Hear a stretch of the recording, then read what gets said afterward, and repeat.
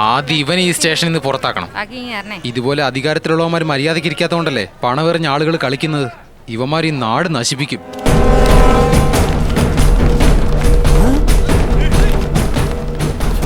മരുമോനെ, അവൻ ആരാന്ന് അറിയാവോ നിനക്ക്? അന്ന് തീപ്പെട്ടി കമ്പനി വെച്ച് അടിയുണ്ടാക്കിയവനല്ലേ?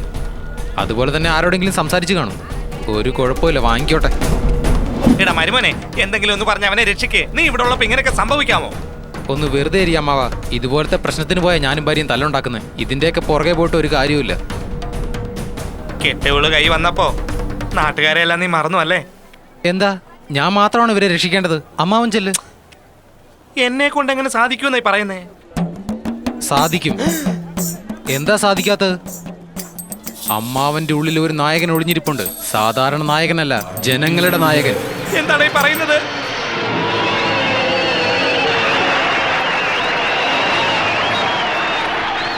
അതുമാത്രമല്ല, അമ്മാവന്റെ ഉള്ളിൽ ഒരു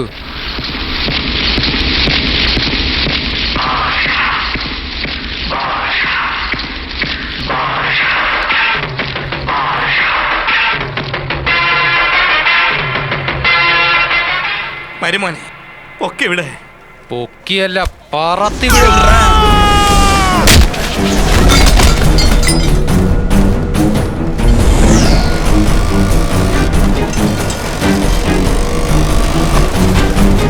നിർത്ത് നിർത്ത് നിർത്ത് നിർത്ത് നിർത്ത്. വേഗം വാ ചേട്ടാ, വന്ന് കേറ്. വേഗം കേറ് കേറ്. വിട്ടോ വിട്ടോ വിട്ടോ വിട്ടോ.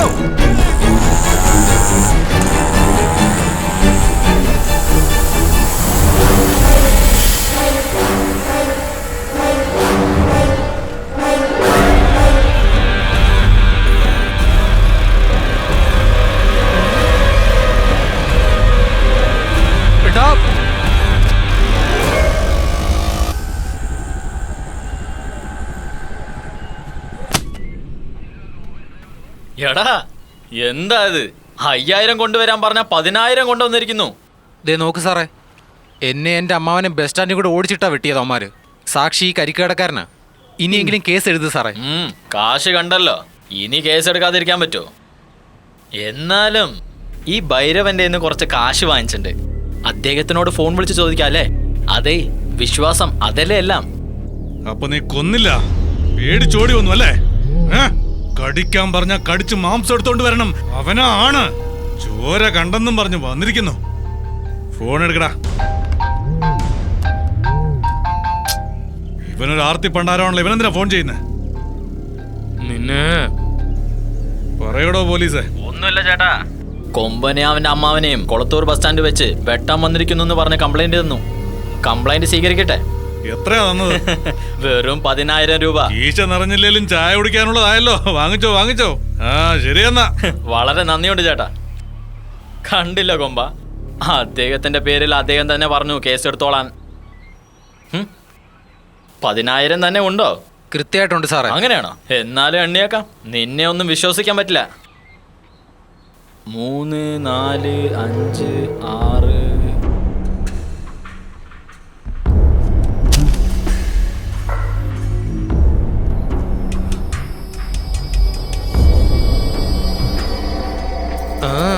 കാശ്, പണം, തുട്ട്, മണി മണി.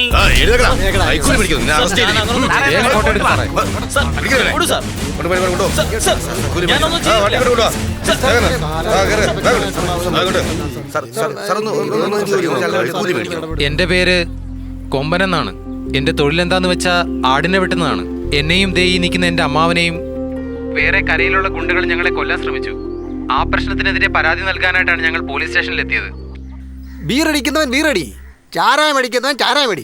കൊട്ടാൻ വന്നവൻ ആദ്യം കൊട്ടിയാ മതി, പിന്നെ കോട്ടറടി. മോഹൻ ചേട്ടാ, ഇപ്പൊ എന്തിനാ ഈ പരിപാടി? എന്താ കോമ്പ ഇങ്ങനെ ചോദിച്ചേ? തിരുവനന്തപുരത്തുള്ള ദൂരദർശൻ മുതൽ ഈ നാട്ടിലുള്ള ലോക്കൽ ചാനൽ വരെ നീയല്ലേ തിളങ്ങുന്നേ?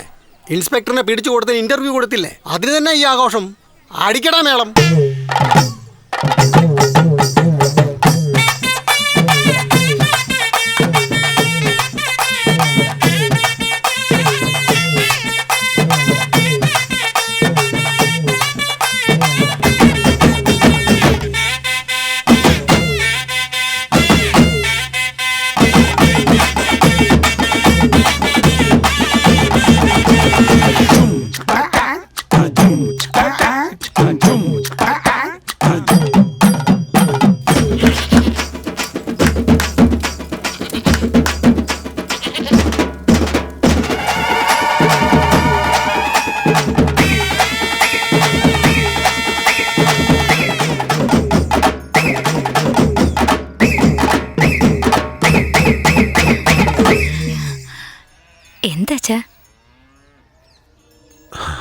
നാട്ടുകാരെല്ലാവരും അവനെ തോളിലേറ്റി നടക്കുന്നത് കാണുമ്പോൾ സന്തോഷമുണ്ട്. പക്ഷെ എപ്പോഴും ജയിച്ചവനേക്കാൾ തോറ്റവനാണ് പ്രതികാരവും പകയും കൂടുതലായിട്ടുള്ളത്. അവൻ എന്തിനുള്ള പുറപ്പാടാണോ? മിടുക്കനവൻ. ആ ഇൻസ്പെക്ടർ നമ്മളെയാണ് സഹായിക്കുന്നതെന്ന് മനസ്സിലാക്കി അവനെ കുടുക്കിയത് കണ്ടില്ലേ? മിടുക്കനവൻ. ഒരു വിത്താണെങ്കിലും ഫലമുള്ള വിത്താ. നമ്മൾ കൈ പിടിച്ച അവൻ കഴുത്തിനാ പിടിക്കുന്നേ. അമ്മാവാ, ആ കൊമ്പനെ തട്ടാൻ നമുക്ക് നല്ലൊരു സന്ദർഭം കിട്ടിയിരിക്കുക. അത് വേറെ ഒന്നുമല്ല മുകുന്ദ, അമ്പലം തുറക്കാനുള്ള സമയമായി. നമ്മുടെ കുലദൈവത്തെ തൊഴേണ്ടതല്ലേ, അതൊന്ന് അറിയിച്ചിട്ട് പോകാൻ കരുതി. അമ്മാവ, അച്ഛൻ എന്തൊക്കെയാണോ ചെയ്യാൻ പോകുന്നത് അതിന്റെ ചെലവെല്ലാം ഞാൻ നോക്കിയോളാം. അല്ല മോനെ, ചെലവെല്ലാം നീ തന്നെയാണോ വഹിക്കുന്നത്?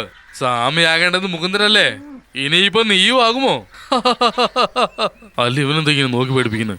ഇത്രയും പ്രശ്നങ്ങളുള്ളപ്പോ ആ വേലെടുക്കേണ്ട ആവശ്യമുണ്ടോന്നാ ഞാൻ ചോദിക്കുന്നത്. എന്തായി പറയുന്നത്? വർഷത്തിൽ ഒരു പ്രാവശ്യമല്ലേ ഉത്സവമുള്ളൂ, അത് മനോഹരാക്കണ്ടേ? ഇത് കുലദൈവത്തിനുള്ളതാ, ചെയ്തില്ലെങ്കിൽ മക്കൾക്ക് ദോഷം കിട്ടും. ഇല്ല, ഞാൻ എന്തിനാ ഈ പറയുന്നെന്ന് വെച്ചാ, അമ്മാവ, ഏത് മാസാ? കുംഭം 14 മരുമോനെ. അച്ഛൻ എന്നവിടെ ഉണ്ടാവും.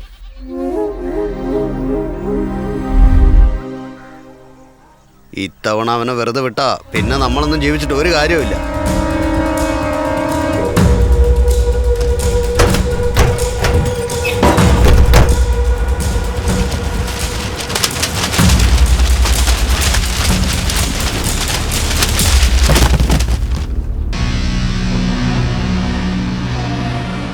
ഇതൊക്കെ ഞാനും എന്റെ മക്കളും നന്നായി ജീവിക്കാൻ വേണ്ടി പലരെയും പറ്റിച്ചുണ്ടാക്കിയ സ്വത്തുക്കളാ. ഇഷ്ടം പോലെ പണവും സ്വത്തുമുണ്ട്, പക്ഷേ അന്തസ്സും അഭിമാനവും ഇല്ല. അതെല്ലാം കിട്ടണമെങ്കിൽ കൊമ്പനും അവന്റെ അമ്മാവനും മരിക്കണം. അവരെ രണ്ടുപേരെയും തീർത്താ ഈ സ്വത്ത് മുഴുവൻ നിങ്ങൾക്കടാ.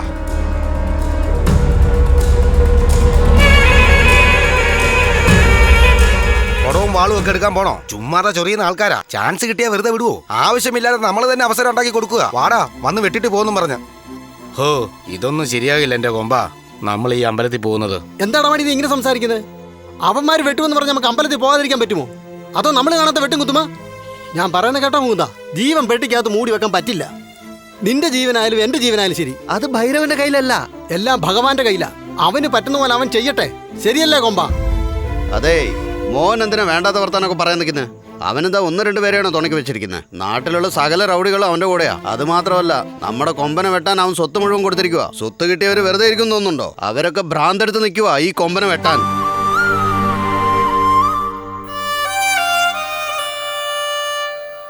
ഡോ, എത്ര പേർക്ക് അറിയാവുന്ന? എത്ര പേര് ഇറങ്ങി തിരിച്ചാലും എന്റെ മരുമോ മാത്രം മതി. അതെ മാമ, നിങ്ങളുടെ ജീവനും അവന്മാരുടെ ജീവനും ദൈവത്തിന്റെ കയ്യിലായിരിക്കാം, എന്നാൽ ആ ഭൈരവന്റെ ജീവനെ എന്റെ മരുമോന്റെ കയ്യിലാ. അങ്ങനെ പറഞ്ഞു കൊടുക്ക രാജപ്പ.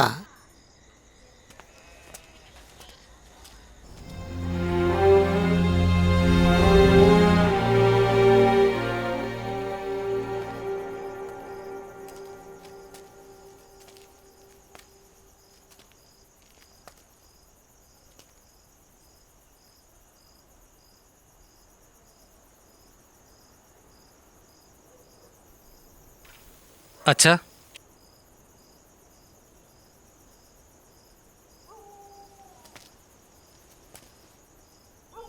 അച്ഛാ. എന്താ മോനെ? എന്താ അച്ഛാ കരയുന്നേ? അതൊന്നുമില്ല മരുമോനെ, എന്റെ മോക്കൊരു നല്ല ഭർത്താവിനെ കിട്ടണം. മാത്രമല്ല, അവള് ജീവിതകാലം മുഴുവൻ സന്തോഷമായിട്ട് ജീവിക്കണമെന്നാണ് ഞാൻ ആഗ്രഹിച്ചത്. എല്ലാ അച്ഛനും അമ്മയും അങ്ങനെയല്ലേ വിചാരിക്കൂ. എന്നാൽ എല്ലാവർക്കും അങ്ങനെ കിട്ടാറില്ല. എനിക്ക് കിട്ടുകയും ചെയ്തു. നിന്നെ പോലൊരു നല്ലവനെ. എല്ലാവരും പറയുന്നത് കേട്ടിട്ട് അയ്യോ എൻ്റെ മോളെ ഒരു ദേശക്കാരന് കെട്ടിച്ചല്ലോ എന്ന് ഞാനും ഓർത്തു. പക്ഷെ എന്ന് ഞാനാണ് തെറ്റുകാരൻ എന്ന് പറഞ്ഞ് നീ എൻ്റെ വീട്ടിൽ വന്നോ, അപ്പോഴാണ് ഞാൻ കരുതിയതെല്ലാം തെറ്റാണെന്ന് എനിക്ക് മനസ്സിലായത്.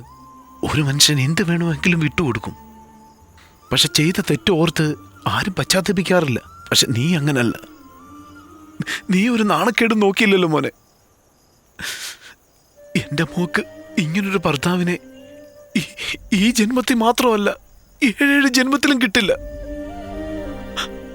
അങ്ങനെ സന്തോഷകരമായ ഒരു ജീവിതത്തെ ഞാൻ കാരണം നശിച്ചു പോകുമെന്നുള്ള പേടിയാണ് എനിക്കിപ്പോ. അന്ന് ഞാൻ ഒരു കാര്യവും ആലോചിക്കാതെ അവനെ അടിച്ചത് കൊണ്ടല്ലേ ഇന്ന് ഇങ്ങനൊരു ഗതി നമുക്ക് വന്നു ചേർന്നത്. അച്ഛാ, അച്ഛൻ എന്ത് ചെയ്തെന്നാ പറയുന്നേ? എനിക്കൊന്നും വരാൻ പാടില്ലെന്ന് കരുതിയല്ലേ അവനെ അടിച്ചത്. മകളെ കെട്ടിച്ചു തന്ന അച്ഛന് ഒരു മരുമകനോടുള്ള കടമയാണ് അച്ഛൻ ചെയ്തത്. ഒരു മരുമകനായിട്ട്, മകനായിട്ട് ഞാൻ ഇനി ചെയ്യാൻ പോകുന്നതും ശരിയാ. ഇങ്ങോട്ട് നോക്കച്ചാ, ഞാൻ ജീവിതത്തിൽ ആഗ്രഹിച്ച ഒരേ ഒരു കാര്യം മാത്ര, അതെന്റെ പാർവതിയാ.